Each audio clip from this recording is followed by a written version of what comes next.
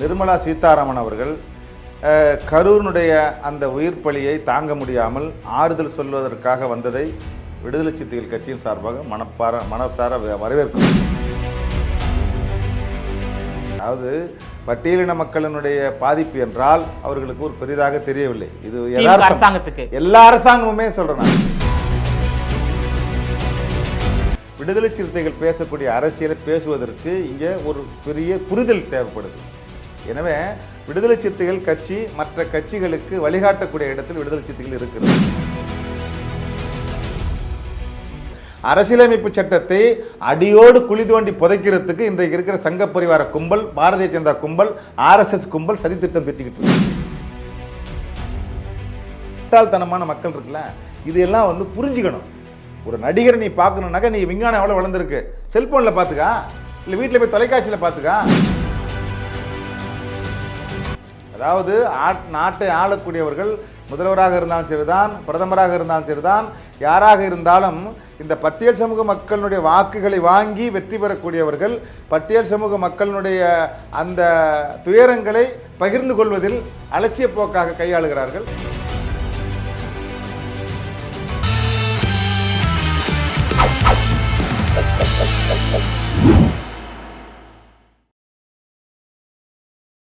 GeM TV நேயர்கள் அனைவருக்கும் வணக்கம். விடுதலை சிறுத்தைகள் கட்சியின் நாகை மண்டல செயலாளர் மன்னை ரமணி அவர்கள் நம்மோடு இணைந்துள்ளார். அவரிடம் விரிவாக விவாதிக்கலாம்.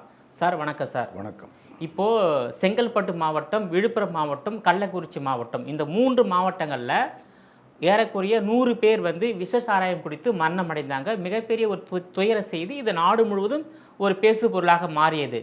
அந்த நேரத்தில் தமிழக முதலமைச்சர் மு.க. ஸ்டாலின் நேரில் சென்று அந்த துயர சம்பவத்தில் பங்கேற்று பாதிக்கப்பட்ட மக்களுக்கு எந்த விதமான ஆறுதலும் தெரிவிக்கலை. நீங்கள் தலைமை செயலகத்திலிருந்து 10 லட்சத்தை நிவாரணத்தை மட்டும் அறிவிச்சுட்டு நின்றுட்டீங்க. தற்போது கரூரில் 41 பேர் நெரிசலில் சிக்கி உயிரிழந்த சம்பவத்தை நீங்கள் கையில் எடுத்து நேரடியாக அங்கே சென்று நிவாரண பணியை மேற்கொண்டீங்க, நிவாரணத்தெலாம் கொடுத்தீங்க, ஆறுதல் தெரிவிச்சிங்க. ஏன் தமிழக முதலமைச்சருக்கு இத்தகைய இரட்டை நிலைப்பாடு? கரூரில் நடந்த சம்பவம் மிக துயரமான சம்பவம் தான். அது நாம் மிக கனத்த இதயத்தோடு தான் நாம் எல்லாருமே இருக்கிறோம். ஆனால் முதல்வர் ஸ்டாலின் அவர்கள் கரூருக்கு சென்று உடனடி தேவைகளை ஏற்பாடு செய்து அங்கு நேரடியாக சென்றிருப்பது வரவேற்கத்தக்கது, ஆறுதல் அளிக்கிறது. கரூருக்கு ஏன் போனார்னு நான் கேட்கல. கரூருக்கு சென்றவர் கள்ளக்குறிச்சிக்கு ஏன் செல்லவில்லை என்பதுதான் கேள்வி. அதான் கரூருக்கு போனவர் ஏன் இதுக்கு செல்லலை, உங்கள் நிலைப்பாடு என்னன்னு எங்களை கேட்கலாம். ஆமாம். அதாவது இதே நிலைப்பாட்டை இன்றைக்கு ஒன்றிய நிதியமைச்சர் நிர்மலா சீதாராமன் அவர்கள் கரூரினுடைய அந்த உயிர் பலியை தாங்க முடியாமல் ஆறுதல் சொல்வதற்காக வந்ததை விடுதலை சிறுத்தைகள் கட்சியின் சார்பாக மனசார வரவேற்கிறோம். ஆனால் இதே ஒன்றிய நிதியமைச்சர் அவர்கள் இதே கள்ளக்குறிச்சியில் 66 பேரும், அரக்கோணத்தில் 20 பேரும் இறந்ததற்கு ஏன் வரவில்லை?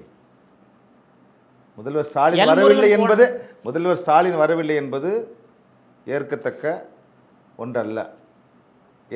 அதாவது அவர் வந்திருக்கணும், சந்திச்சிருக்கணும், அங்கே ஆறுதல் சொல்லியிருக்கணும், அந்த குடும்பத்துக்கு நேரடி நிதி கொடுத்துருக்கணும், அதெல்லாம் செஞ்சுருக்கணும் தான். அது அந்த கேள்வி எங்ககிட்டையும் இருக்காது. அதை நாங்கள் அன்றைக்கி கேட்டிருக்கிறோம், அது நாங்கள் மறுக்கலை. ஆனால் இன்றைக்கு நிர்மலா சீதாராமன் அவர்கள் கரூருக்கு வந்தாங்க. அந்த நிர்மலா சீதாராமன் அல்லது பிஜேபி சார்ந்த மற்ற ஒன்றிய அமைச்சர்கள் எல் முருகனோ அல்லது கள்ளக்குறிச்சிக்கு போனாரு, அது போனாருங்க. ஏன் நிர்மலா சீதாராமன் வரல? அதாவது மாநிலத்தை ஆளக்கூடியது திமுக அரசாங்கம். அதை நாங்கள் மறுக்கல. அந்த மாநிலத்துக்கு பொறுப்பு முதலமைச்சருக்கு தான் ஃபர்ஸ்ட் உண்டு.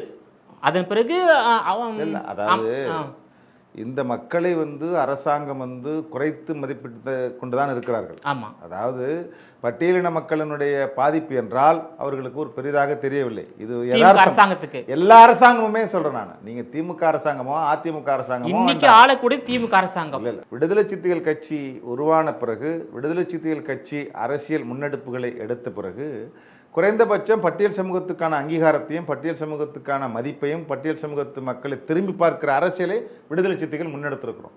இப்போ விடுதலை சிறுத்தைகள் பட்டியல் சமூக மக்கள் வந்து பாதிக்கப்பட்டால் பட்டியல் சமூக மக்களுக்கு பாதிப்பு என்றால் விடுதலை சிறுத்தைகள் கேள்வி எழுப்பார்கள், விடுதலை சிறுத்தைகள் போராட்டம் நடத்துவார்கள், விடுதலை சிறுத்தைகள் ஆர்ப்பாட்டம் நடத்துவார்கள் என்கிற நிலையை விடுதலை சிறுத்தைகள் கட்சியின் தலைவர் டாக்டர் எழுச்சி தமிழர் அண்ணன் தொல் திருமாவளவன் இன்றைக்கு அதை நடைமுறைப்படுத்தி கொண்டிருக்கிறார். எனவே இதுவெல்லாம் வந்து நடக்கவில்லை என்கிற வேதனை எங்களுக்கும் இருக்கிறது. ஆனாலும் கரூருக்கு வந்து போனதை நாங்கள் வரவேற்கிறோம். நிர்மலா சீதாராமன் வந்ததையும் வரவேற்கிறோம். ஆனால் இந்த சமூக மக்களை பட்டியல் சமூக மக்களாக இருந்தாலும் சரிதான், பிற்படுத்தப்பட்ட மக்களாக இருந்தாலும் சரிதான், எல்லோருக்கும் ஏற்படுகிற துயரங்களை அந்த இழப்புகளை ஒரே மாதிரியாக பார்க்க அரசு முன்வரவில்லை. பட்டியல் சமூக மக்களை வேறுபடுத்தான் பார்க்கிறார்கள் என்பது உங்கள் கேள்வி எங்களுக்கு சுட்டி காட்டுகிறது. அதை மக்கள் புரிந்து கொள்ள வேண்டும். அதாவது நாட்டை ஆளக்கூடியவர்கள் முதல்வராக இருந்தாலும் சரிதான், பிரதமராக இருந்தாலும் சரிதான், யாராக இருந்தாலும் இந்த பட்டியல் சமூக மக்களுடைய வாக்குகளை வாங்கி வெற்றி பெறக்கூடியவர்கள் பட்டியல் சமூக மக்களுடைய அந்த துயரங்களை பகிர்ந்து கொள்வதில் அலட்சிய போக்காக கையாளுகிறார்கள், மெத்தனம் காட்டுகிறார்கள் என்பது நாம் சுட்டி காட்டிக்கிட்டு தான் இருக்கிறோம். பட்டியலின மக்கள் புரிந்து கொள்ள வேண்டும் என்று சொன்னீங்க இல்லையா? என்ன மாதிரியான புரிதல் அவர்களுக்கு வேண்டும்? அதாவது பட்டியல் சமூக மக்கள் வந்து அதாவது நம்முடைய துயரத்தில், நம்முடைய கொடுமைகளில், நம்முடைய இழப்புகளில், நம்முடைய உரிமைகள் பறிக்கப்படும் போது யார் நமக்காக நிற்கிறார், நமக்கான தலைமை யார், நமக்கான கொள்கை எது, நம்முடைய கோட்பாடு எது என்பதையெல்லாம் புரிந்து கொண்டு இந்த மக்கள் என்றைக்கு அந்த எழுச்சி பெறுகிறார்களோ அன்றைக்கு இந்த மாற்றம் நிகழும். இப்போ பட்டியலின மக்கள் சரியாக புரிந்து கொள்ளவில்லை, புரிந்து கொள்ள வேண்டும் என்று நீங்கள் சொன்னீங்க. விடுதலை சிறுத்தைகள் கட்சி தலைவர் தொல் திருமாவளவன் நன்கு புரிந்து கொண்டு தான் திமுகவுடன் கூட்டணி வைத்துள்ளாரா? இல்லை, அதாவதுங்க எழுச்சி தமிழர் டாக்டர் தொல் திருமாவளவன் அவர்களுடைய அரசியலை யாரும் இங்கே புரிந்து கொள்ளாமல் தற்குறித்தனமாக பேசி வருகிறார்கள். நீங்கள் அதாவது வெறுங்கரண்டியை வச்சிருக்கிறோம், எப்படி வேணாலும் ஆட்டலாம். எங்கள் கரண்டியில் எண்ணெய் இருக்குது, நாங்கள் எண்ணெய் கரண்டியோடு இருக்கிறோம், சரிங்களா? நீங்கள் விடுதலை சிறுத்தைகள் கட்சியினுடைய செயல்பாடுகள், விடுதலை சிறுத்தைகள் கட்சியினுடைய அரசியல் நகர்வுகள் எல்லாமே ஒரு நெருக்கடியான சூழலில் விடுதலை சிறுத்தைகள் பயணித்து கொண்டிருக்கிறோம். அகில இந்திய அளவில் நீங்கள் எந்த தலைவர்கள் கட்சி தொடங்கினாலும் அது பொது கட்சி, எந்த தலைவர்கள் கட்சி தொடங்கினாலும் எல்லா இடங்களிலும் கொடியேற்றப்படலாம். ஆனால் விடுதலை சிறுத்தைகள் கட்சி கொடியேற்றுவதிலிருந்து விடுதலை சிறுத்தைகள் கட்சி வளர்க்க அந்த முயல்போது போது மிகப்பெரிய நெருக்கடி சந்திச்சுக்கிட்டு இருக்கோம். நீங்கள் நடிகர் விஜய் கட்சி தொடங்கிட்டார், அது பொதுவான கட்சி ஆகிடுது. நடிகர் விஜயகாந்த் கட்சி தொடங்கினார், அது பொதுவான கட்சி.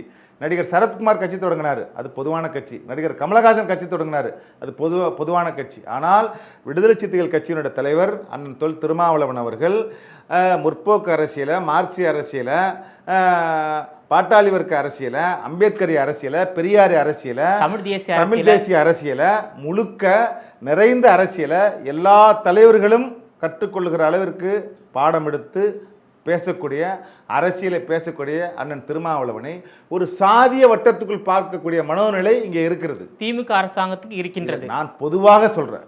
இன்னைக்கு தமிழ்நாட்டு ஆளக்கூடியது திமுக அரசாங்கம். நீங்க கொடி ஏற்றுவதற்கு அனுமதி இல்லைன்னு சொல்றீங்க இல்லையா? அப்போ வந்து இன்னைக்கு ஆளக்கூடிய திமுக அரசாங்கம் தானே. அனுமதி இல்லைன்னு சொல்ல வரலங்க. அதாவது அனுமதி இல்லை அப்படின்றது வந்து அது வேற. நான் என்ன சொல்றேன்னா, இது பொதுவான தலைவராக ஏற்றுக்கொள்வதில் சாதியவாதிகளுக்கு ஒரு சிக்கல் இருக்குன்ற நான் தலைவர் இல்ல. தமிழ் தேசியவாதிகள் வந்து போலி தமிழ் தேசியவாதிகளா பேசினா கூட, போலி தமிழ் தேசியம் பேசினா கூட, சாதியை வச்சுக்கிட்டு தமிழ் தேசியம் பேசினா கூட அவன் தலைவராக ஏற்றுக்கிறான், அந்த மனநிலைக்கு வந்துடுறான். எனவே இந்த சாதியவாதிகளினுடைய மனநிலையை உடைத்தெறிந்து இன்றைக்கு பொதுவான தலைவராக உருவெடுத்து இன்றைக்கு களம் கண்டுக்கிட்டு வரார். எனவே அந்த நிலையெல்லாம் மாறணும் அப்படின்னு நாங்கள் விரும்புகிறோம். விசிகா வந்து பொதுவான தலைவராக உருவெடுத்து வருவதாக சொல்றீங்க. ஆனால் தமிழகத்தை ஆளக்கூடிய திமுக இந்த பட்டியலின மக்களை வந்து பாரபட்சமாக பார்ப்பதை நீங்கள் ஏற்றுக்கிறீங்களா? நான் தான் அதுக்கு குறிப்பாக முதல்ல உங்கள் கேள்வி நான் இப்போ விசிகாவுக்கும் திமுகவுக்கும் அந்த உறவு எப்படி இருக்கின்றது, கூட்டணி உறவு? இல்லை, அதில் வந்து நல்லா தான் இருக்குது, அதில் எந்த மாற்று கருத்து இல்லை. மாற்று கருத்து இல்லை, எந்த உரசலும் விரிசலும் இல்லை. இல்லை, காங்கிரஸ் கட்சிக்கும் திமுகவுக்கும் விரிசல் இருக்கின்றது, அவங்க நிலைப்பாடு. அது காங்கிரஸ் கட்சியோட வளர்ச்சிக்கு வந்து திமுக வந்து உறுதுணையாக இல்லை, பல்வேறு வகையில் இடையூறு செய்வதாக ஒரு குற்றச்சாட்டை முன்வைத்திருக்காங்க. அந்த மாதிரி விடுதலை சிறுத்தைகள் கட்சி வளர்ச்சியில் திமுக வந்து உதவியாக இருக்காங்களா இல்லை இடையூறாக இருக்காங்களா? அதாவது நீங்கள் திமுகவாக இருக்கட்டும், அதிமுகவாக இருக்கட்டும், காங்கிரஸாக இருக்கட்டும், பிஜேபியாக இருக்கட்டும், மற்ற கட்சிகளிடம் முற்றிலும் மாறுபட்டது விடுதலை சிறுத்தையினுடைய நகர்வு, விடுதலை சிறுத்தையின் அரசியல். விடுதலை சிறுத்தைகளின் கருத்தியல். நீங்கள் வந்து மற்ற கட்சியோட விடுதலை சிறுத்தைகள் ஒப்பிடவே கூடாது. நீங்கள் வந்து விடுதலை சிறுத்தைகள் முழுக்க முழுக்க கருத்தியல் சார்ந்து, கொள்கை சார்ந்து, கோட்பாடு சார்ந்து இயங்கக்கூடிய ஒரு இயக்கம். அந்த அடிப்படையில் தான் தலைவர் அவர்கள் கிட்டத்தட்ட 35 ஆண்டு காலமாக இந்த கட்சியை வளர்த்தெடுத்து இன்றைக்கி ஒரு பெரிய அங்கீகரிக்கப்பட்ட கட்சியாக வளர்த்தெடுத்திருக்கிறார். நீங்கள் மற்ற கட்சியோட விடுதலை சிறுத்தைகள் கட்சியை ஒப்பிடாதீங்க. விடுதலை சிறுத்தைகள் பேசக்கூடிய அரசியலை எவனும் பேச முடியாது. விடுதலை சிறுத்தைகள் பேசக்கூடிய அரசியலை பேசுவதற்கு இங்கே ஒரு பெரிய புரிதல் தேவைப்படுது. எனவே விடுதலை சிறுத்தைகள் கட்சி மற்ற கட்சிகளுக்கு வழிகாட்டக்கூடிய இடத்தில் விடுதலை சிறுத்தைகள் இருக்கிறது. அது எந்த தளமாக இருந்தாலும் சரி, எந்த களமாக இருந்தாலும் சரி, எந்த போராட்டமாக இருந்தாலும் சரி. எனவே எங்கள் கட்சியினுடைய கொள்கை சார்ந்து போட்டி போடுகிற அளவுக்கு நிறைய பேருக்கு அறிவு இல்லைன்னு, அவ்வளவுதான். எங்கள் கட்சி ரொம்ப தெளிவாக புரட்சியாளர் அம்பேத்கர், தந்தை பெரியார், மாமேதை மார்க்ஸ் இவர்கள் கொள்கை வழியில் சரியான வழிகாட்டுதலை எங்கள் தலைவர் செய்து கொண்டிருக்கிறார். இன்றைக்கு வந்து லட்சக்கணக்கான மக்கள் கூடக்கூடிய அளவிற்கு ஒரு வலிமை பெற்றிருக்கிறார் எங்கள் தலைவர். மற்ற கதாநாயகர் போல வந்து 200 படங்களில் நடிக்கலை, 200 கோடி சம்பளம் வாங்கலை. என்ன, சாதாரண ஒரு ஏழை எளிய குடும்பத்தில் பிறந்தவர், ஒரு அரசு வேலையில் இருந்தவர். இன்றைக்கு வந்து இந்த அளவுக்கு வந்து அகில இந்திய அளவில் ஒரு பரிணமிக்கப்பட்ட தலைவராக, பேசக்கூடிய தலைவராக இன்றைக்கு நரேந்திர மோடியாக இருந்தாலும் சரி தான், அமித்ஷாவாக இருந்தாலும் சரி தான், இன்றைக்கு இருக்கக்கூடிய மல்லிகார்ஜுன் கார்கேவாக இருந்தாலும் சரி தான், சோனியா காந்தியாக இருந்தாலும் சரி தான், ராகுல் காந்தியாக இருந்தாலும் சரி தான், திருமாவளவன் என்று சொல்லக்கூடிய அளவிற்கு தலைவர் இன்றைக்கி வந்து வளர்ந்திருக்கார் அரசியல்ல. எனவே இன்றைக்கு வந்து மிகப்பெரிய உச்சத்தை தொட்டிருக்கிறார். இன்னைக்கு அம்பேத்கருக்கு பிறகு ஒரு தலைவர் இந்தியாவில் வந்து வளம் வந்து கொண்டிருக்கிறார் அரசியல் என்றால் அது எங்கள் தலைவர் டாக்டர் தொல் திருமாவளவன் தான், வேற யாரும் இல்லை. பெரிய லெவலில் வளர்ந்துட்டான்னு சொல்றீங்க. ஆனால் 2021 உங்களுக்கு ஒதுக்கப்பட்டது வெறும் 6 தொகுதி, வெற்றி பெற்றது 4 தொகுதி. நாடாளுமன்ற தேர்தலில் ஒதுக்கப்பட்டது 2 தொகுதி தான், 2 வெற்றி பெற்றீங்க. நீங்கள் அதிக தொகுதியில் போட்டிட்டு வெற்றி பெற்றிருந்தா பெரிய கட்சின்னு சொல்லலாம்.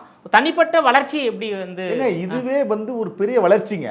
எந்த பொருளாதார பின்புலம் இல்லாத, எந்த சாதிய பின்புலம் இல்லாத ஒரு மனிதனாக இருந்து ஒரு இயக்கத்தை கட்டி அதுக்கு கொள்கையை வகுத்து அந்த கொள்கையின் வழியில் மக்களை திரட்டி ஒடுக்குமுறைக்கு எதிராக, அடக்குமுறைக்கு எதிராக, வன்கொடுமைக்கு எதிராக, சுரண்டலுக்கு எதிராக மிகப்பெரிய மக்கள் சக்தியாக பரிணமித்திருக்கிறது மிகப்பெரிய வளர்ச்சிங்க. இது பெரிய அச்சீவ்மெண்ட்டுங்க எங்களுது. நீங்கள் வந்து இந்திய அளவில் பேசப்படக்கூடிய ஒரு தலைவர் வந்து இன்றைக்கி இருக்கிறாருனாக்கா மிகப்பெரிய ஆளுமைங்க. அதாவது தமிழகம் தாண்டி தடம் பதிக்கிறார் நான் திருமா.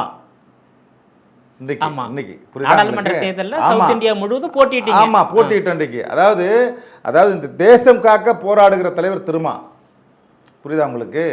அந்த அளவுக்கு பரிணமித்திருக்கிற ஒரு தலைவர் வந்து இது எவ்வளோ பெரிய வளர்ச்சிங்க. வடக்கில் இருந்து தலைவர்கள் வந்ததெல்லாம் அந்த காலம், தெற்கில் இருந்து அம்பேத்கராய் புறப்பட்டிருக்கிறார் தலைவர் திருமா இன்றைக்கு, இது இந்த காலம். எனவே அம்பேத்கர் கொள்கை வழியை மிக தெளிவாக அந்த அரசியல் அந்த வழிநடத்தி கொண்டிருக்கிற ஒரு ஆளுமை மிக்க தலைவருங்க அண்ணன் திருமா. ஓகே, 2021 இருந்து இப்போ இந்த 4 வருஷத்தில் விசிகா என்ற கட்சியும் நல்லா வளர்ந்து விட்டது. விசிகா தலைவர் தொல் திருமாவளவன் நல்ல ஒரு பிரபலமான அறிவார்ந்த ஒரு தலைவராக வளர்ந்துட்டார் சொல்கிறீங்க. அப்போ 26 தேர்தலில் எத்தனை தொகுதியை நீங்கள் கேட்பீங்க? உங்களுடைய கோரிக்கை என்பது அந்த தொகுதியை காட்டிலும் வந்து ஆட்சியிலும் அதிகாரத்தில் பங்கு வேண்டும் என்பதுதான் முதல் கோரிக்கை. அந்த கோரிக்கையை வந்து கட்சி தொடங்கின நாள் முதல் முன்வைத்து வரீங்க. 26 வந்து நீங்கள் வந்து அமைச்சரவையில் இடம் பெறுவீங்களா? அதுக்கு வாய்ப்பு எப்படி இருக்கு? இல்லை, அதாவதுங்க இந்த அரசியலை பொறுத்த வரைக்கும், இந்திய அரசியலை பொறுத்த வரைக்கும், தமிழ்நாட்டு அரசியலை பொறுத்த வரைக்கும் சாதியவாத மதவாத அரசியல் இங்கே இருக்குது, மேலோங்கிக்கிட்டு இருக்குது. அந்த அரசியல் களத்தில் தான் விடுதலை சிறுத்தைகள் கட்சி நாங்கள் அடுத்த கட்டத்துக்கு செல்வாக்கு பெற்று அங்கீகரிக்கப்பட்ட கட்சியாக இருந்திருக்கிறோம். அது எங்கள் தலைவரினுடைய ஸ்ட்ராட்டஜி, எங்கள் தலைவர் எடுத்த அரசியல் உத்திகள். சரியா? எனவே நீங்கள் வந்து 6 தொகுதி வாங்கினீங்களா, 8 தொகுதி வாங்கினீங்களா, 10 தொகுதி வாங்கினீங்களா அப்படின்றதெல்லாம் வந்து அது விடுதலை சிறுத்தைகளுடைய பொலிட்டிக்கல் ஸ்ட்ராட்டஜி. எங்கள் தலைவர் எடுக்கக்கூடிய அரசியல் உத்திகளை கையாளுவார். இங்கே சாதியவாதிய சக்திகளிடமும் மதவாத சக்திகளிடமும் இருந்து கூட்டணி பேரம் பேசி அந்த கூட்டணி பேரம் பேசுகிற இடத்துல போய் உட்கார்றதே மிகப்பெரிய போராட்டமாக இருக்குது. அந்த போராட்டத்தை நிறைவேற்றி காட்டியவர் அண்ணன் திருமா. இதை நீங்கள் முதல்ல புரிஞ்சுக்கணும். அதாவது பொதுவான தலைவராக பார்க்கறதுக்கே இவர்களுக்கு மனசு இல்லை. அப்போ அந்த இடத்துல, பொதுவான இடத்துல ஒரு வந்து அரசியல் கட்சி கூட்டணியில் தலைமை தாங்குகிற கட்சியோடு ஒரு கூட்டணி கட்சி பேச்சுவார்த்தை நடத்துறதுங்கிறதே ஒரு பெரிய போராட்டம். அந்த போராட்டத்திலையும் விடுதலை சிறுத்தைகள் கட்சி அண்ணன் திருமாவளவனுடைய உத்தியால் வெற்றி பெற்றிருக்கிறோம். எனவே இந்த சாதியவாத சக்திகளிடமும் மதவாத சக்திகளிடமும் அம்பேத்கரிய அரசியலை பேசி அரசியலமைப்பு சட்டத்தை பாதுகாக்கிற இடத்துல விடுதலை சிறுத்தைகள் முதன்மையாக இருக்கிறோம். எனவே அரசியலமைப்பு சட்டத்தை அடியோடு குழி தோண்டி புதைக்கிறதுக்கு இன்றைக்கு இருக்கிற சங்க பரிவார கும்பல், பாரதிய ஜனதா கும்பல், RSS கும்பல் சதித்திட்டம் பெற்றிக்கிட்டு இருக்கு. அந்த சதித்திட்டங்களை முறியடிக்க வேண்டும் என்பதற்காக, சனாதன சக்திகளை வீழ்த்த வேண்டும் என்பதற்காக, ஜனநாயகத்தை பேசக்கூடிய, அம்பேத்கரிய பெரியாரிய அரசியலை உள்வாங்கி இருக்கக்கூடிய, அதை முதன்மையாக பேசக்கூடிய அரசியலை நாங்கள் முன்னெடுத்திருக்கிறோம். அந்த கூட்டணியில் நாங்கள் இடம்பெற்றிருக்கிறோம். எங்களுக்கு அரசியலமைப்பு சட்டம் பாதுகாக்கப்படணும், இங்கே ஜனநாயகம் பாதுகாக்கப்படணும், இங்கே மதச்சார்பின்மை பாதுகாக்கப்படணும். இதையெல்லாம் பாதுகாக்கிறதுக்கு எங்களுக்கு சீட்டு முக்கியம் இல்லை, எங்களுக்கு இந்த கொள்கை முக்கியம். அப்போ அந்த கொள்கையை பாதுகாக்கிற, அரசியலமைப்பு சட்டத்தை பாதுகாக்கிற, அதாவது சமூக நீதியை பாதுகாக்கிற, அந்த அரசியலை பாதுகாக்கிற இடத்தில் விடுதலை சிறுத்தைகள் இடம்பெற்றிருக்கிறோம். எனவே அந்த அரசியல் பாதுகாக்கப்படணும், அரசியலமைப்பு சட்டம் பாதுகாக்கப்படணும். அதற்கு சீட்டு முக்கியம் இல்லை, அந்த கோட்பாட்டை பாதுகாக்கிற கூட்டணி விடுதலை சிறுத்தைகள் அங்கீகரிக்கிறோம், நேசிக்கிறோம். அதாவது கூட்டணியில் வந்து அதிகாரம் இல்லாமல் இருந்தால் உங்கள் கோரிக்கையை நிறைவேற்ற மாட்டாங்க. அதாவது சட்டமன்ற தேர்தலில், நாடாளுமன்ற தேர்தலில், உள்ளாட்சியில் போட்டியிட்டு நீங்கள் வந்து வெற்றி பெற்று பிரதிநிதிகள் வந்தால் தான் உங்கள் கோரிக்கையை வந்து நிறைவேற்றுவாங்க. நீங்கள் முதல் அதிகாரத்துக்கு வந்தாலும் அந்த கோரிக்கை நீங்களே நிறைவேற்றலாம். இன்னொரு விஷயம் வந்து மதவாத கட்சின்னு சொன்னீங்க. மதவாத கட்சினா யாரை சொல்லுவீங்க? பிஜேபி தான். ஜாதிவாத கட்சினா யாரை சொல்லுவீங்க? பாமக. திமுகவும் ஜாதிவாத கட்சின்னு சொல்றாங்களே. இல்லைங்க, அதாவதுங்க பாமக விட ஒரு படி மேலாக ஜாதியை பார்க்கக்கூடியது ஆளுகின்ற திமுக அரசாங்கம். அதாவது திமுகவில் சாதி பார்க்கலன்னு நாங்கள் சொல்ல மாட்டோம், அதிமுகவில் சாதி பார்க்கலன்னு நாங்கள் சொல்ல மாட்டோம். ஆனால் திமுகவிலையும் அதிமுகவிலையும் சாதி பார்க்குறாங்க. இது வந்து பொதுவான விஷயம்தான், அதை நாம் வந்து மறுக்க முடியாது. ஆனாலும் அதை உடைத்தெறிந்து ஒரு டெமோக்ராட்டிக் போர்ஸாக மாற்றிருக்கமா இல்லை விடுதலை சிறுத்தைகள், ஒரு ஜனநாயக சக்திகளை மாற்றிருக்கிறோமா இல்லையா?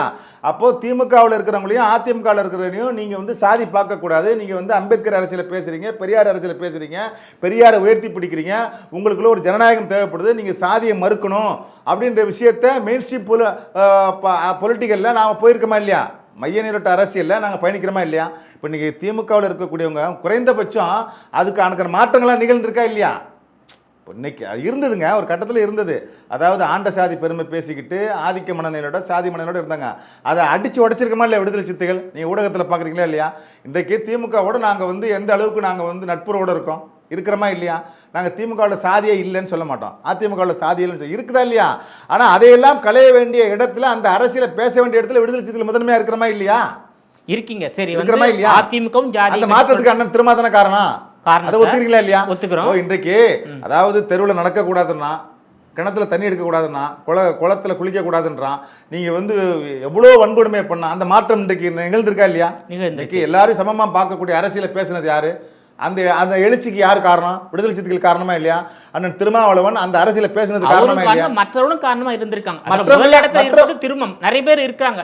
அந்த சமூக மாற்றத்துக்கு திருமம் மட்டும் காரணம் அல்ல, முக்கியமான ஒருவர், அதுல பல பேரும் நான் மறுக்கிறேன். அதாவது அரசியல் மாற்றத்துக்கு, அனைத்து சமூக மக்களோட நல்லுறவு கொள்றதுக்கு, அனைத்து அரசியலை பேசக்கூடிய அந்த தலைவர்களோட நல்லுறவு கொள்றதுக்கு, சமமா பேசக்கூடிய அரசியலை மாற்ற புரட்சி செய்து அண்ணன் திருமாவளவன் தான் காரணம், வேற யாரும் காரணம் கிடையாது. மற்ற எல்லாம் அதாவது சாதி சங்கங்கள் வைத்து பிழைப்பது சிலரோட வேலை, அதை சாதியை ஒழித்து தமிழ் தேசியம் வெல்வது அண்ணன் திருமாவோட வேலை. இதை நீங்க புரிஞ்சுக்கணும். தமிழ் தேசியம் வந்து நீங்க சொன்னீங்க, அதாவது அதிமுகவிலும் ஜாதி இருக்கின்றது, திமுகவிலும் ஜாதி இருக்குன்னு சொன்னீங்க. ஆனா திமுகவோட தமிழ் தேசியமே கிடையாது, ஒன்லி திராவிடம் தான் தூக்கி பிடிக்கிறாங்க. அதிமுகவோட தமிழ் தேசியம் இருக்கின்றது. அவங்க கொள்கையில ஒரு கொள்கை வந்து தமிழ் தேசியம் இருக்கின்றது. இப்போ வந்து ஏன் விசிக வந்து திமுக கூட்டணி வைக்க வேண்டும், அதிமுக வைக்கக்கூடாது? என்ன திமுக அதிமுக உள்ள வேறுபாடு? அதாவதுங்க, திமுக என்கிற ஒரு கட்சி அது வந்து குறைந்தபட்சம் சமூக நீதி அரசியலை, பெரியார் அம்பேத்கர் அரசியலை பேசுது. நீங்கள் புரிஞ்சுக்கணும். அதை நான் முன்னாடி உங்கள்கிட்ட சொல்லிட்டேன் நான். அதாவது விடுதலை சிறுத்தையினுடைய கொள்கைக்கும் கோட்பாட்டுக்கும் விடுதலை சிறுத்தை அரசியலுக்கும் அந்த திமுக பேசக்கூடிய அரசியல் எங்களோட ஒத்து போகுது. இப்போ நாங்கள் வந்து அதிமுக ஏன் இங்கே அதிமுக எங்களுக்கு வந்து கூட்டணி வேண்டானாலும் அதிமுக இங்கே இருக்கணும்னு நாங்கள் விரும்புகிறோம். ஏன்னா அதுவும் திராவிடம் பேசியது, அதுவும் பெரியாரியம் பேசியது. இப்போ வந்து பிஜேபியோட வந்து அதிமுக இருக்கிறதுனால அதிமுகவுக்கே அது இழப்புன்னு நாங்கள் அடிக்கடி சொல்லிட்டு வரோம். இப்போ குறைந்தபட்சம் சமூக நீதி பாதுகாக்கணுன்ற அடிப்படையில் திமுக செய்து, அதனால நாங்கள் திமுகவோட கூட்டணியில் இருக்கிறோம். இப்போ திமுக வந்து முற்றிலுமாக வந்து நாங்கள் வந்து அது அப்படி இல்லை இப்படி இல்லைன்னு நாங்கள் சொல்ல வரல. அதுக்கு வக்காலத்து வாங்குறது எங்களுக்கு வேலையும் கிடையாது. குறைந்தபட்சம் பெரியாரி அரசியல் பேசுது சமூக நீதி பாதுகாக்கப்படணும்.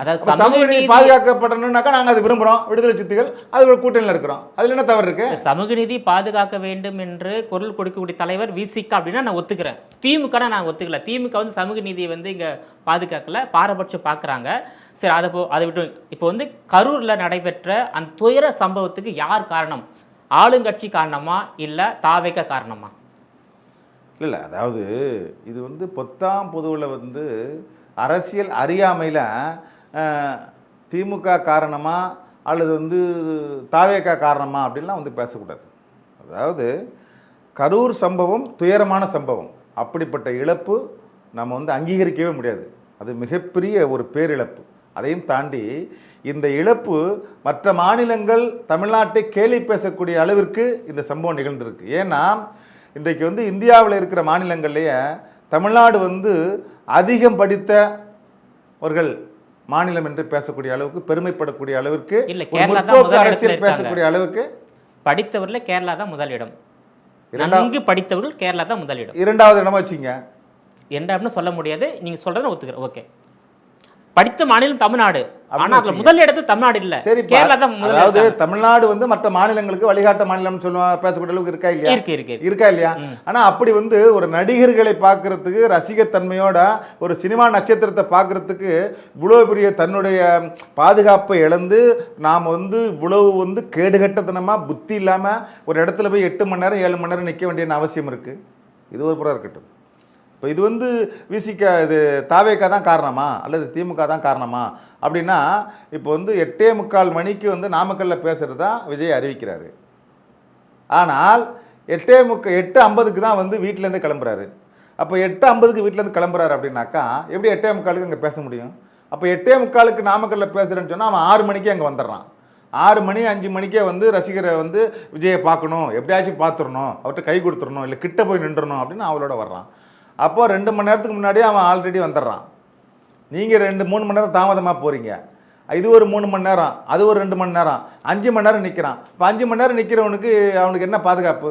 சரி, ரசிகர் கூட்டம் ஒரு பக்கம் இருந்தாலும் மக்கள் வந்து பார்க்கறதுக்கு நிற்கிறாங்க. இப்போது விசிகாவாக இருக்கட்டும், பாமகவாக இருக்கட்டும், அல்லது வந்து திமுகவாக இருக்கட்டும், அதிமுகவாக இருக்கட்டும், ஒரு நடிகர் வராரு, ஒரு நட்சத்திரம், சினிமா நட்சத்திரம், எல்லாரும் பார்க்கணும் தானே விரும்புவான். அப்போ ஒரு குறிப்பிட்ட இடத்துல வந்து ஒரு 1000 பேர் நிற்கலான்னு ஒரு முடிவு பண்ணுறான். 1 மணி நேரம், 2 மணி நேரம், 3 மணி நேரம், அப்போ எவ்வளோ பேர் அந்த இடத்துல சேருவாங்க? இதுக்கு வந்து விஜய் வந்து காலதாமதமாக வந்ததுக்கு இது ஒரு காரணமும் இருக்குது.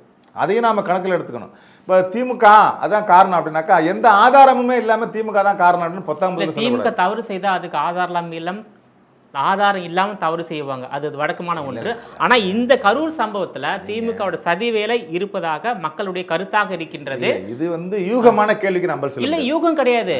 நான் செய்தித்தாளில் பார்க்கறது, செய்தித்தாளில் பார்த்துருக்கேன். இந்த 41 பேர் பலியானதற்கு சதி திட்டத்தில் திமுக இருக்கின்றது என்ற தகவல் இருக்கின்றது. கூட்டணி கட்சியாக உள்ள நீங்க இது எப்படி பார்க்குறீங்க? இல்லை, அதாவது யூகத்தின் அடிப்படையில் நாம் வந்து ஒரு கட்சி மேலே குற்றம் சாட்டக்கூடாது. அதே நேரத்தில் விஜய் தான் இந்த கொலைக்கு காரணம்னு அப்படி சொல்லிட முடியாது. விஜய் ஒரு அதாவது காரணம் தான், அது தவறு தான். ஆனால் அதே நேரத்தில் விஜய்க்கு ஏற்ற வகையில் பாதுகாப்பு பலப்படுத்தல. அதாவதுங்க, குடிக்க தண்ணி வைக்கல. நான் என்ன சொல்றேன்னாங்க, நீங்க வந்து குடிக்க தண்ணி வைக்கல, பாதுகாப்பு பலப்படுத்தல, திமுக அரசு பண்ணிட்டு, காவல்துறை பண்ணிடுச்சு அப்படிலாம் சொல்றீங்களேங்க. உங்களுக்கு வந்து முதல் பிரச்சாரம் தொடங்கும் போது வந்து திருச்சியில் ஒரு பெரிய பிரச்சனை ஆச்சுல, 5 மணி நேரம் 6 மணி நேரம் ஆச்சுல, அது ஒரு அனுபவம் தானே உங்களுக்கு. அடுத்து பெரம்பலூர் போறீங்களா, அங்கே ஒரு பிரச்சனை ஆகுதுல, அது ஒரு அனுபவம் தானே. அடுத்து அரியலூரில் போகிறீங்களா, விஜயே சொல்கிறார்ல, மரத்தில் ஏறாத, தந்தி மரத்தில் ஏறாத, போஸ்ட்டில் ஏறாத, டிரான்ஸ்ஃபார்மில் ஏறாதுன்னு சொல்கிறார்ல, அது ஒரு அனுபவம்ல.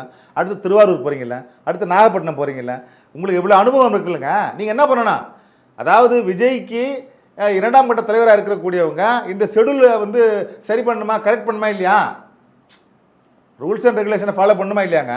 ஏங்க இப்போ எங்கள் கட்சி இருக்குங்க, எங்கள் கட்சி வந்து ஒரு மாநாடு நடத்தணுமா எப்படி எங்கள் தலைவர் வழிகாட்டுவார், ஒரு பேரணி நடத்தணுமா ஒரு வழிகாட்டுவார், ஒரு ஆர்ப்பாட்டம் நடத்தணுமா வழிகாட்டுவார். அப்போ காவல்துறையில் அனுமதி கேட்போம், காவல்துறையில் இதெல்லாம் சொல்லி அனுமதி மறுப்பாங்க, இதெல்லாம் கொடுப்பாங்க. அப்போ அவங்களோட உட்காந்து பேசி இந்த இடம் இல்லை, இந்த இடம் கொடுங்க, இப்படி கொடுங்க, இத்தனை மணிக்கு தலைவர் வருவார், இத்தனை மணிக்கு பேசுவார், இவ்வளோ கூட்டம் வரும் அப்படிலாம் பேசுவோம். இப்போ இந்த நிபந்தனையெல்லாம் கொடுக்குறது எல்லா கட்சியும் தான் கொடுப்பாங்க. அது விசிகாவுக்கு மட்டும்தான், இல்லை தாவேகாவுக்கு மட்டும்தான், இல்லை திமுகவுக்கு ஒன்று, அதிமுகவுக்கு ஒன்று, பிஜேபிக்கு ஒன்றுலாம் அப்படி கிடையாது. எல்லோருக்கும் கொடுக்குறதான் கொடுப்பாங்க. அதை நாம் இரண்டாம் கட்ட தலைவருங்க வந்து அதை பொறுப்படுத்தி செய்யணுங்க. 1 மணி நேரம் காலதாமதமாக வராருனாக்கா அங்கே மக்கள் நெருக்க இருக்குனாக்கா தண்ணி கொடுக்குறதுனா என்ன, காவல்துறையோட பேசணும், எங்களுக்கு போலீஸ் பத்தல, போலீஸ் கொடுங்கன்னு கேட்கணும். இதுவெல்லாம் நடைமுறை சிக்கல் நிறைய இருக்குங்க. நீங்கள் உடனே திமுக தான் காரணம், இல்லை விஜய் தான் காரணம், இல்லை வந்து அவங்க தான் காரணம்னு ஒருத்த மேலே குற்றம் சாட்டக்கூடாது. இதே அடுத்த கட்டு நடக்காத அளவுக்கு என்ன பண்ணணும் அதை பார்க்கணும். அதை தாண்டி கூடுதலாக நான் என்ன சொல்லுன்னா, இந்த முட்டாள்தனமான மக்கள் இருக்குல்ல, இதையெல்லாம் வந்து புரிஞ்சுக்கணும். ஒரு நடிகரை நீ பார்க்கணுன்னாக்கா நீ விஞ்ஞானம் எவ்வளோ வளர்ந்துருக்கு, செல்ஃபோனில் பார்த்துக்கா, இல்லை வீட்டில் போய் தொலைக்காட்சியில் பார்த்துக்கா, இல்லை பார்க்க முடியல வீட்டுக்கு போ. நீ எதுக்கு கற்பனை பண்ணி 8 மணி நேரம் ஒரு இடத்துல நிற்கிற? நீ வந்து 1.5 வயசு குழந்தைய வச்சுக்கிட்டு எதுக்கு 8 மணி நேரமாக அங்கே நிற்கிற? உனக்கு என்ன வேலை இருக்காங்க? குறைந்தது 50 வயசு ஆயிடுச்சுனாக்கா உங்களால் வந்து டயர்னஸ் வரும்ல. இப்போதைக்கு போலீஸ் அனுமதி கொடுக்கலாமா? நீங்க ஏங்க நிக்கிறீங்க? போலீஸ் பாதுகாப்பு. நான் என்ன சொல்றேன்னா, போலீஸ் அனுமதி கொடுக்கலங்க, போலீஸ் சரியா வேலை செய்யலங்க. உனக்கு சுய புத்தி இருக்கா இல்லையா, அறிவு இருக்கா இல்லையா? நீ என்ன பண்ணிருக்கணும்?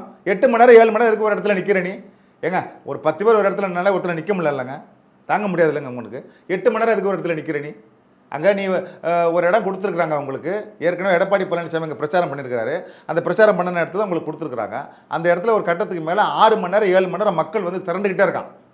ஏங்க இதில் இன்னொரு பெரிய சின்ன தெரியுமா உங்களுக்கு? இவ்வளோ தூரம் கேட்குறீங்களா நீங்கள்? அங்கே செத்ததில் திண்டுக்கல் மாவட்டமும் திருப்பூர் மாவட்டம் சேர்ந்து 25 பேர் செத்துருக்குறாங்க சொல்கிறாங்க. திண்டுக்கல் மாவட்டத்தில் இருக்க உனக்கு என்ன வேலைங்க? என்னங்க இப்போ வேலை உங்களுக்கு? நீங்கள் சுய அறிவு வேண்டாமா? நீ விஜய காரணம் சொல்கிற, திமுக காரணம் சொல்கிற, செந்தில் பாலாஜி காரணம் சொல்கிற, இதெல்லாம் சரிங்க. உனக்கு சுயமாக புத்தி வேணாமா? நீ உன் வீட்டுக்கு உபயோகப்படுற ஆள் இல்லையா? நீ உன்னை பெற்று வளர்த்து ஆளாக்கி உன்னை படிக்க வச்சு எல்லாமே செஞ்சு நீ இந்த வீட்டுக்கு பயன்படுவ அப்படின்னு சொல்லிட்டு அதை வளர்த்தாங்க உன்னை. இல்லை நீ வீட்டுக்கே பயன்படலனாலும் உன்னை நீ பாதுகாத்துக்கணுமா இல்லையா? நீ எதுக்கு நிற்கிறேன்னு கேட்குறேன். நீ அதாவது விஜயை பார்த்து என்ன செய்ய போகிற? நடிகரை பார்க்கணுன்னு விரும்புகிறேன். 1 மணி நேரம் வெயிட் பண்ணு, 2 மணி நேரம் வெயிட் பண்ணு, 6 மணி நேரம் 7 மணி நேரம் வெயிட் பண்ணி ஒரு மரத்தில் ஏறி விழுந்து சாவுறதுக்கு யார் விஜய் சொன்னாரா? இல்லை திமுக சொன்னிச்சா? யார் சொன்னா? உன்னுடைய உயிர் பாதுகாக்கிறது, உன்னுடைய பாதுகாப்பு உங்கள்கிட்ட இருக்கா இல்லையா? உனக்கு அந்த அறிவு வேணுமா வேண்டாமா? இதையெல்லாம் புரியாமல் நம்ம மொத்த பதில் ஒருத்த மேலே பழி சுமத்தக்கூடாதுங்க. போலீஸ் தான் காரணம், அதுதான் காரணம் அப்படின்னா போலீஸ் காரணம்னா போலீஸ் வந்து நாங்கள் இதெல்லாம் செஞ்சுருக்கிறோன்னு சொல்லி அவங்களும் வந்து ஏடிஜிபியாக இருக்கிற டேவிட்சன் ஆசீர்வாதம் கொடுத்துருக்குறாரு. அது என்னன்னு சொல்லி நீங்கள் விளக்கத்தை கேளுங்க. நாங்கள் இவ்வளோ கேட்ட இவ்வளோ பண்ணலைன்னு சொல்லிட்டு முதல்ல நம்மளை பாதுகாக்கிறதுக்கு நாம் முற்படணுமா இல்லையா? நமக்கு அறிவு இருக்கா இல்லையா? நீ வந்து 8 மணி நேரம் 10 மணி நேரம் வந்து 1000 பேர் கூடுற இடத்துல வந்து 5000 பேர் கூட என்ன அர்த்தம்? இல்லை போலீஸ் வந்து கூட்டத்தை கலைத்திருக்கலாம், அதாவது இல்லை கூட்டத்துக்கு கொடுத்த அனுமதி ரத்து செய்திருக்கலாம். ஏன்னா விஜய் வருவதற்கு தாமதம் ஆகிறது, ரொம்ப நேரம் மக்கள் காத்திருந்தா மயக்கடிச்சு விழுவாங்க என்ற அந்த அறிவு வந்து போலீஸிற்கு இருந்திருக்க வேண்டும். அதாவது அரசாங்க அனுமதி இல்லைன்னா ஏற்கனவே விஜய் வந்து அரசாங்கத்தை குற்றம் சாட்டுறாரு. நாங்கள் வந்தா லைட் ஆஃப் பண்றாங்க, நாங்கள் வந்தா வந்து அனுமதி கட் செய்யப்பட்டது. ஏங்க அதெல்லாம் இல்லைங்க, அதெல்லாம் வெளிப்படையாக சொல்லிட்டாங்க. மின்சாரத்துறை அதிகாரி சொல்லிட்டாங்க, மாவட்ட ஆட்சியர், ஏடிஜிபி டேவிட்சன் ஆசீர்வாதம் எல்லாமே இருந்து ஒரு அறிக்கையை கொடுத்துட்டாங்க. அதுவெல்லாம் இல்லை, அதெல்லாம் சான்று இருந்தால் நீங்கள் கொடுங்க, நம்ம பேசுவோம். அதாவது இந்த இழப்புக்கு ஒட்டுமொத்தமாக அனைவரும் பொறுப்பேற்கணும்னு என்னுடைய கருத்து. எல்லாருமே பொறுப்பேற்கணும். ஆமா, ஒட்டுமொத்த அரசாங்கம் பொறுப்பேற்கணுமா இல்ல யார்? பொதுமக்களுக்கு அந்த பொறுப்பு இருக்கு, எல்லாருக்கும் பொறுப்பு இருக்குங்க. நீங்க டைரக்டா அரசு மட்டும் ஏங்க, போலீஸ்னா போலீஸ் மனுஷன் தானேங்க? ஆமா, போலீஸ் மனுஷன் தானே.